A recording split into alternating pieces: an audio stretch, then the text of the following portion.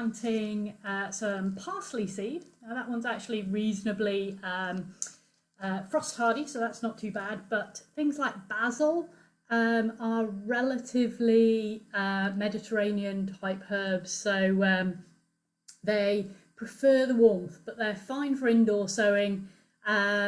Outdoor sowing, I'd probably leave them maybe till May, but we can grow those indoors on the windowsill absolutely fine.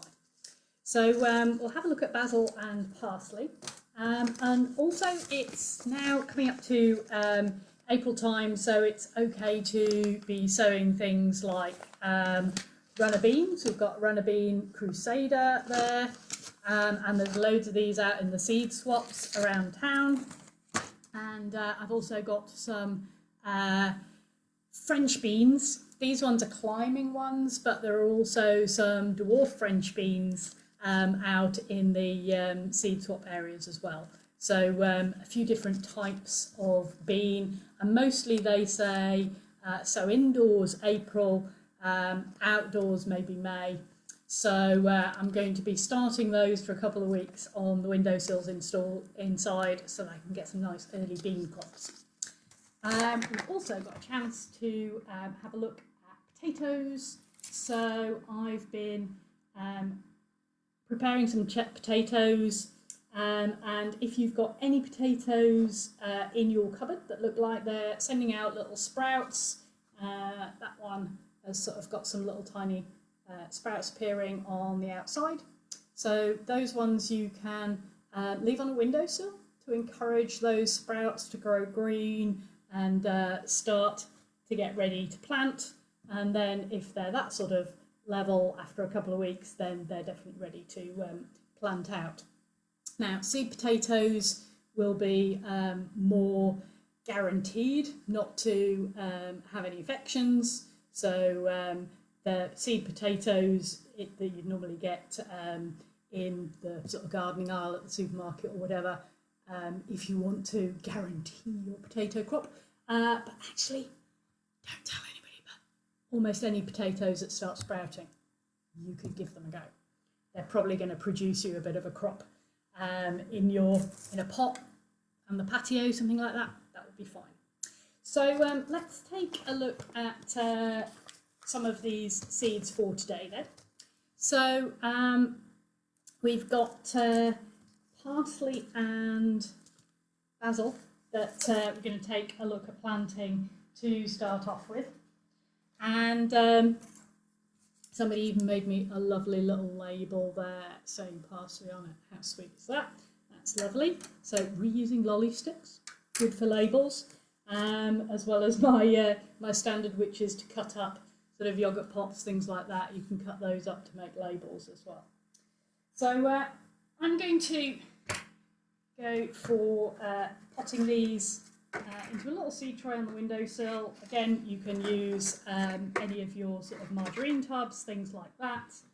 But I've got some of these seed trays. Some of the sites around town also have trays and pots that you can pick up now. So lots of people have been leaving those out. So those are nice to use. I'm just going to, again, like before, when we were planting any of the other seeds, I'm going to fill this up sort of 3/4 full with soil, and then just squish it down a little bit. Maybe 3/4 full there, so that that's ready to put my seeds on top of. So we kind of like that sort of filling to fill these pots up first. So I'm going to do both of the pots as I'm here, and then we'll put parsley in one and the basil plants in the other. And actually parsley can sometimes keep going throughout the year. So I have actually still got a little bit of parsley that popped up in some of my tubs from last year. So it'll keep going, but parsley from last year, let me just show you that one for a moment. So this one was seeded around the base of my tomato plants, so that kept me going over winter. But the chances are that this season it's going to want to try and flower, so that parsley probably won't keep me going throughout summer. So that's why I'm going to plant some new parsley to start off some new plants this year, just in case that one does go to seed and I can't keep it going much longer. So I'm going to just water those seed trays before I start planting the seeds. So just let that soak in to the water, soak into the soil rather, and then we're going to go and sprinkle these seeds on the top of that soil. So it's like, I have to open this packet for the first time. Fantastic. So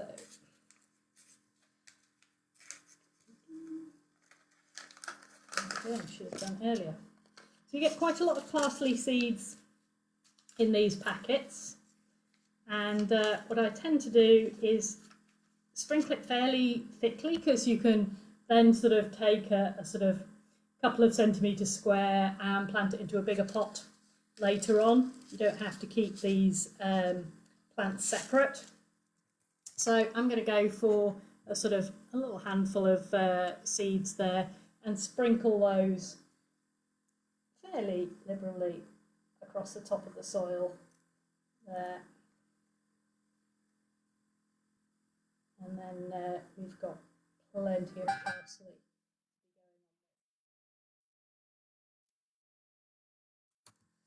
So I've got some parsley seed there now sprinkled on the top of my soil, and then I can just now it's sat on top of wet soil, I can just put some of the soil compost sort of mix on top of that to just protect the seeds from drying out, really. And again, I'd probably start it off maybe in a plastic bag just to keep it nice and damp while those seeds start to germinate. So I've covered those over, and that's now ready for my little parsley label in there, ready to go and put in a plastic bag and put on the windowsill. So same again for the basil seeds. I'm going to sort of pat that down, water it, and then I can sprinkle the basil seeds on top of that. So we've got our second pack of seeds. This one's called Basil Mrs. Burns Lemon. So slightly different basil to the ones that you get in the supermarket, so a bit more interesting. That one's slightly lemon flavoured basil. So it tends to go really nicely with tomatoes in a salad. So again, I'm just going to get a fair number of seeds there and sprinkle them reasonably liberally over the top of the damp compost there. And then again, we want to just sprinkle some compost onto the top.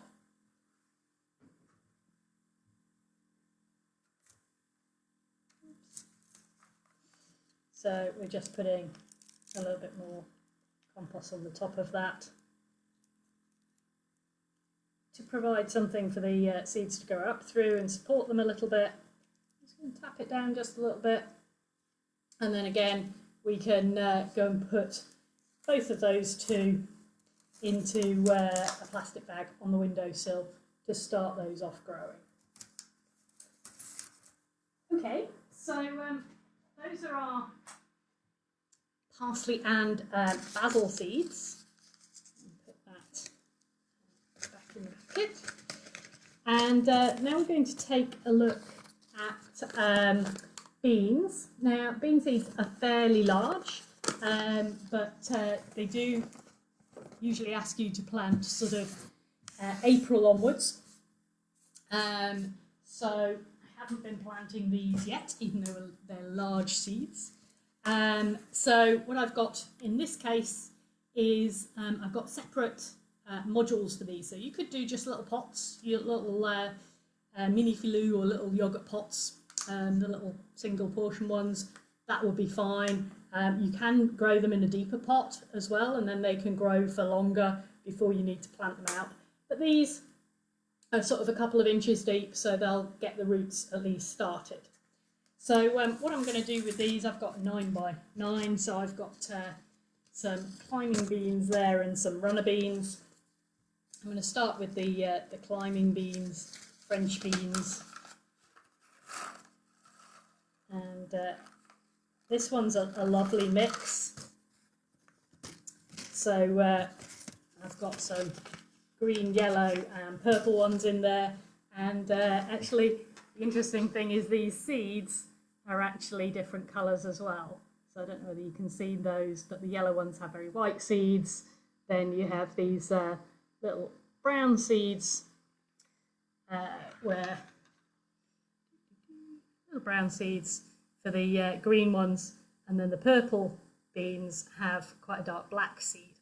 So I've got a selection there of different coloured ones, and what I've done with the compost in here, I filled this up just before I started, very Peter I know, and I've watered it already. So it's nice damp compost already for those. And what I'm going to do is I'm going to take each of these bean seeds and I'm just going to stick it in vertically in the soil there and just push it in. Yeah.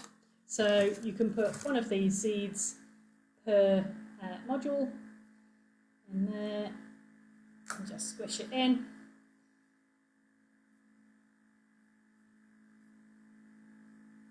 And just going to squish those in each of those. Yeah. So I've got 6 of mine there. I've got the French beans seeds in there, and I've just pushed them into the surface, and I'm going to put a little bit of compost over the top. So those were my climbing French beans. And runner beans you'll probably already be aware of. You've probably seen them in the supermarkets and things. And the runner beans here tend to have lovely red flowers. Occasionally pink or white flowers, but usually red flowers for runner beans. And the amazing thing I found when I went to Sweden is that they think we're mad for planting runner beans to eat, because they grow runner beans just for the flowers. So they train them up poles, and they just treat them like sweet peas. So really nice flowers, they attract the bees and everything. So interesting to see how different countries use these. So runner beans, fairly large seed, so you can plant these in sort of a compost toilet roll like that as well, because they'll grow quite long roots. But I'm going to plant these out relatively quickly. Once we've reached May, they can go outside. So I'm just going to pot them into these little seed modules to start off with. So I want 3 of those runner beans. Again, as I was saying, they're quite large seeds. Some of them are larger than others. And I can just push them into the soil here. So here's our soil module, and I'm just going to take my bean and just sort of push it in there. And where the sort of little dimple is in that bean, yeah, so where that dimple is usually where the root and the sprout comes out. So you want to push it in and maybe just have that little bit pointing upwards slightly. So just push it in to the soil like that. So we've got 3 runner beans and then 6 climbing French beans in there to start us off. Now, when would you plant these out? Probably beginning of May is a good time to plant those out or sow them outside. And also they'll grow fairly tall, particularly runner beans will tend to grow sort of taller than me. So 6 feet plus, 2 meters sort of poles. So if you've got some bamboo stakes or you've got a high fence, you could just put some string over the fence there and train them up that and sort of grow them in a couple of pots at the bottom or maybe a grow bag, something like that. So they'll need something to climb up. Yeah. If you do go for one of the dwarf beans instead, I've got a dwarf bean contador there. Those only grow to sort of 2 foot tall, so they're not going to need as much sort of vertical space. But I know certainly if you've got a small garden or you've got a yard, actually having things growing up a wall gives you more growing space. So I quite like the climbing ones. And hi Candida, she's joined us and she says beans are the best. And your beans are outside already, fantastic. Did they do okay with the frost the other night? Yeah, she's saying with these beans and these ones particularly, the runner beans, you can save the seed for next year. The thing to watch for, as Candida was saying here, is the runner beans tend to not say F1 after them. If any seeds say F1, they're probably not so good to save your own seed from. But most of the runner beans, they've been going for years and years.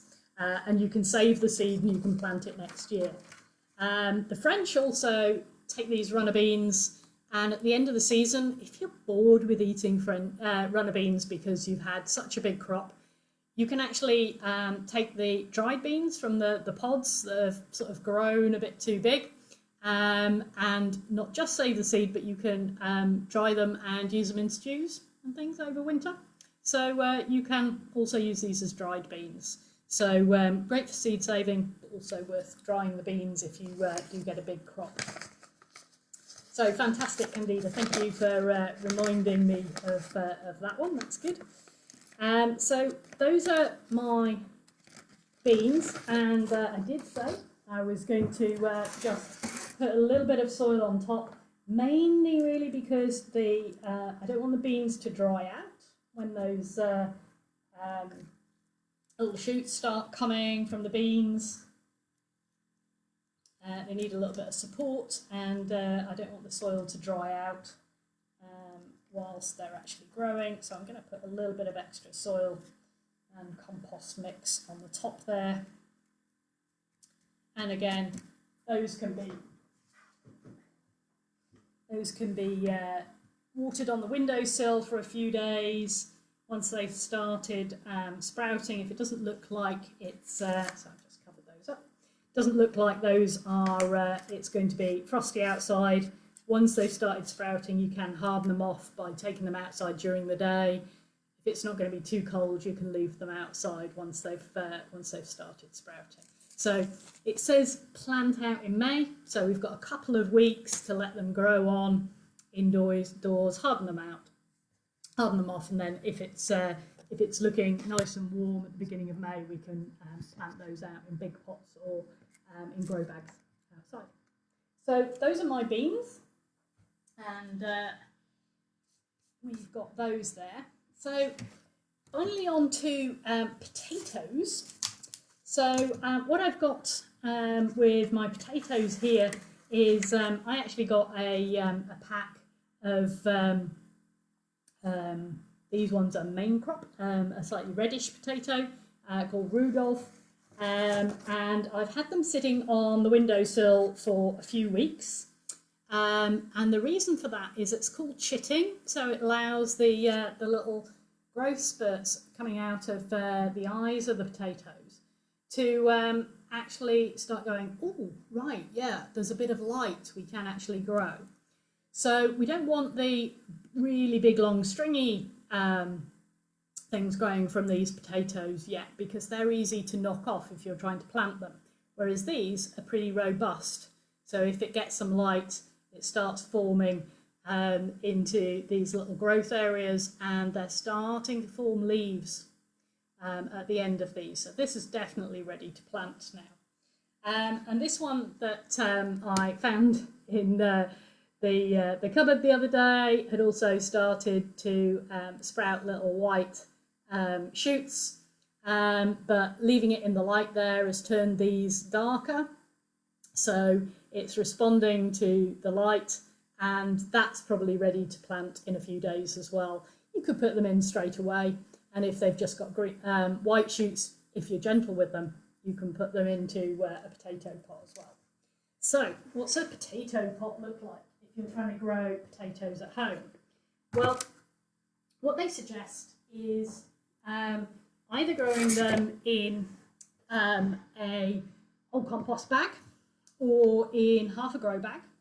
But the trick with potatoes is as they start growing, the stem of the potato can actually send out more roots. So what I've done with my pot here is I've just put about a quarter filled my pot, just put sort of a quarter of the soil in there to start off with. And I've actually not got a lot of compost left. I've been a bit too busy growing, and potatoes are very happy in the soil. So if you've just got some soil from the garden and a bit of compost mixed together, that's fine.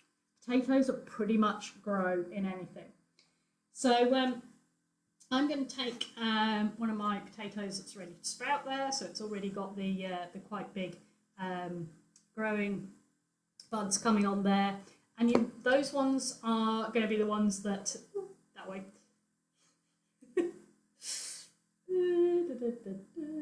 There, I can't do this mirror thing.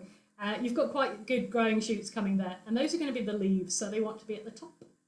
And then it's going to start sending out the roots down into the soil. So what we're going to do is we're going to take this potato, and we're actually just going to sort of bury it a little bit into that soil. So we've got the potato, and it's sort of nested into the soil there. Peek in there. So it's kind of nestled into the soil there, and those leaves are showing through. And I'm going to put this outside as soon as I've finished.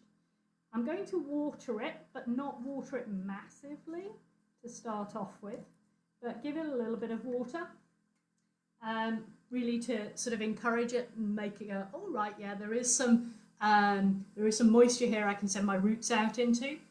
And I'm actually just going to put a couple of handfuls of compost over the top of that. So potato in there, those leaf sprouts just starting to form, a couple of handfuls of compost over the top. And what will happen is those leaves start pushing up through. And when they're about sort of yo-high, and you can see the stem underneath the leaves, you can put more compost on, and that'll encourage it to send out roots from that stem. And the roots that come out from the stem are going to grow new potatoes.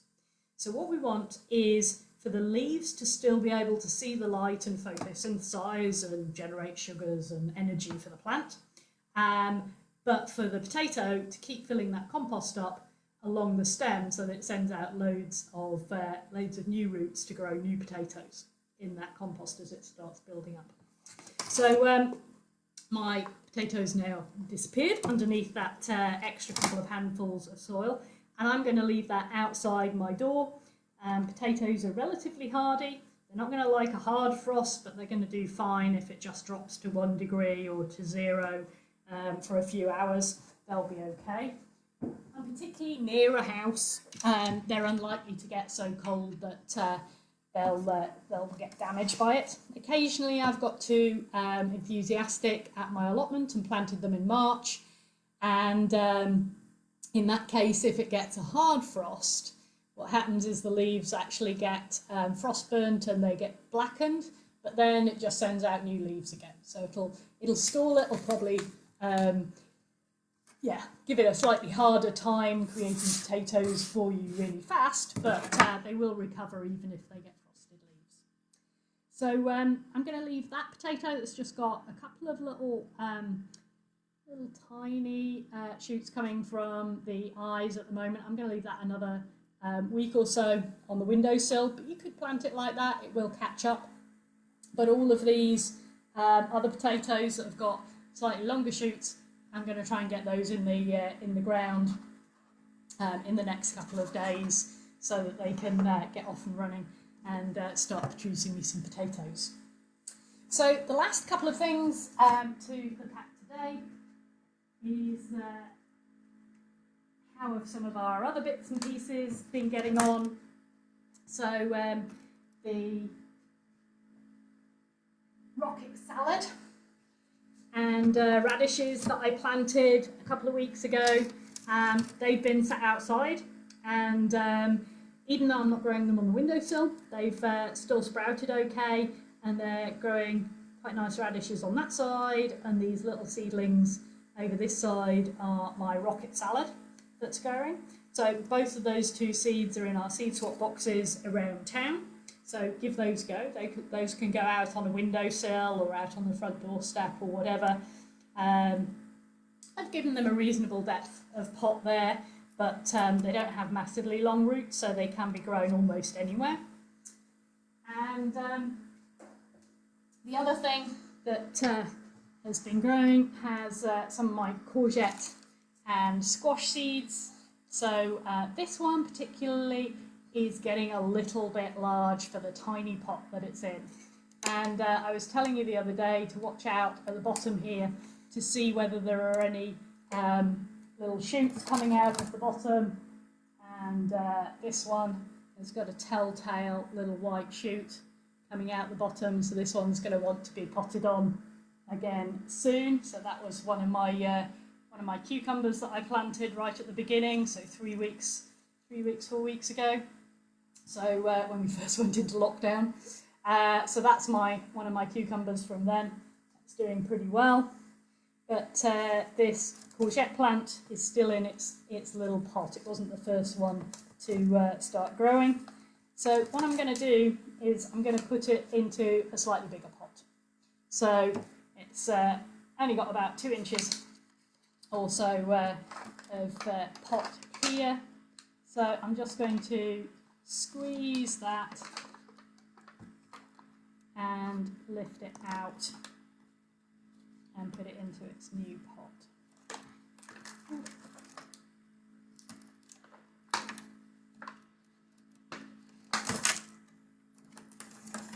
Okay, so you can see with that it's got its roots starting to form, and they're starting to go round and round at the bottom of the pot. We don't want it to get pot bound, so I'm going to plant it into a slightly larger pot here. Again, it's good if you can make sure, if you're transplanting things, that they are well watered, because disturbing the roots does upset it slightly, but if there's water and soil for it to come into contact after those roots have been disturbed, then it'll do fine. So I'm going to just pop that into that pot, and then I need to fill around the sides there with a bit more compost. So I'm just going to pop a little bit more compost around the sides there and squish it in, and give that a little bit more room to grow. Because things like courgettes and squash are more of a sort of warm weather plant. They really want to be going outside too much until we know that all chance of frosts have gone. So I'm going to just pop that on for a little bit longer, so it's now in a bigger pot, and it'll keep it safe until it's ready to go out in May in a few weeks' time. Okay, so those ones are pretty happy, just keeping them in a pot that's big enough, and we had a go with planting our bean seeds today, and we had our parsley and basil seeds that we planted out as well. But there's plenty of things to be getting on with. Any seeds that say plant March and April, definitely go for it. If they say plant outside in May, you can usually start them off on the windowsill if you want. Lainey says, yay for potatoes. You did okay with your potatoes in a bucket, Lainey, didn't you, last year? So I'm going to try those in a bucket outside my door this year as well. So thank you all for listening. I hope you have lots of fun planting your seeds and your potatoes this week. And pop back and see us again next week and see how things are growing. Thanks a lot.